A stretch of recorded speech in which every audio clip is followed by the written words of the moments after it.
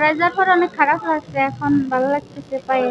GD করছি হারাই যাওয়ার পর যে পুলিশ খুঁজে দেবে, ভালো লাগতেছে। একটি আভিযানিক দল আছে, এই আভিযানিক দলের সদস্য যারা আছেন তারা অত্যন্ত দক্ষ এবং এই দক্ষতার সাথে তারা প্রযুক্তির মাধ্যমে এই মোবাইলগুলো উদ্ধার করেন।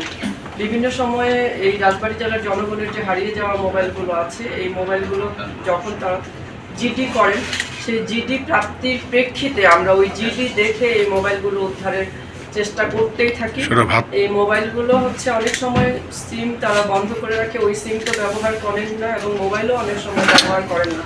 দীর্ঘদিন বন্ধ থাকার পরে এই মোবাইলগুলো চালু হয়, আমরা সেই সুযোগটাই নেই, যখনই তারা মোবাইলটা চালু করেন তখনই আমরা এই মোবাইলটা উদ্ধার করতে পারি। সেই জন্য কিন্তু অনেক সময় আপনাদের এই সময়গুলো লাগে।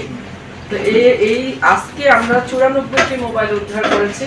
এর মধ্যে রাজবাড়ী সদরের 36টি, গোয়ালন্দঘাট থানার 12টি, পাংশা মডেল থানার 18টি, কালুখালী থানার 10টি, বালিয়াকান্দি থানার 18টি। তো এই 94টি মোবাইল আমরা হস্তান্তর করব আজকে, যাদের মোবাইল ছিল তাদের হাতে।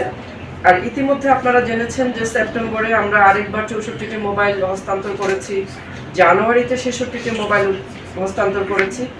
এই নিয়ে আমি যোগদানের পর হতে রাজবাড়ী জেলায় আমরা 224টি মোবাইল উদ্ধার করে জনগণের হাতে তুলে দিচ্ছি।